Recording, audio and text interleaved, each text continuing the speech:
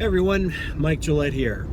Today is Valentine's Day, so happy Valentine's Day, everyone. And as far as holidays go, there's none that shine a light on relationships quite the way that Valentine's Day does.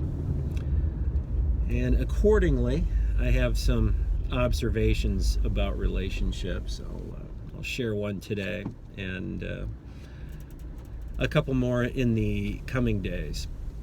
Now, with respect to relationships, I'm a big advocate in strong relationships of all types, but certainly within the realm of the personal, the romantic relationship. I attribute much of my success to the durability of my own marriage. And for those of you who are wondering, I have been married for 35 years now. We celebrated our 35th anniversary just 2 months ago. So this is something I've got some experience at. So if you're someone who's newly married or someone who is not married quite yet, my perspective may differ somewhat from yours, but hopefully what I have to say will be of some encouragement, some value. Now, on a day like Valentine's Day, much of the communication and sort of the framework for engaging romantically is not necessarily realistic. It's more in that sort of storybook sort of way, an idealized sort of way. And there's nothing inherently wrong with that, of course. It's just, we need to recognize it for what it is. And of all of the romantic phraseology that gets passed around and has been passed around for a long time, one of the phrases that I find most unhelpful, relationally speaking, is when people say things like, you need to find someone who makes you happy, or you deserve to be with someone who makes you happy. Now, I disagree with that entire premise.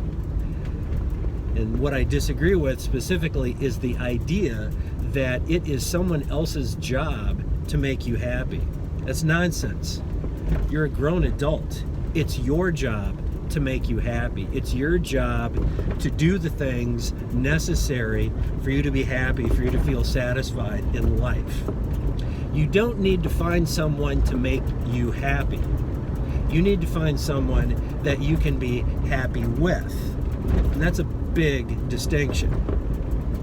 Being happy with someone is sort of the first step in understanding the nature of what a relationship is and what it should be, which is something more than just two people coming alongside each other.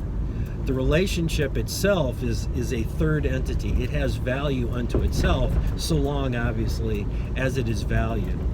So, of my 3 tips, the first one that I'll share today is simply that. You need to find someone who you can be happy with. Don't delegate the task or become dependent on someone else for your own happiness. That's why so many relationships end so badly.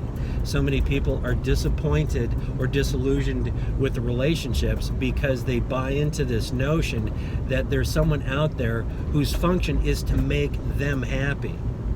You need to take responsibility and be accountable to your own life, your own values, your own priorities.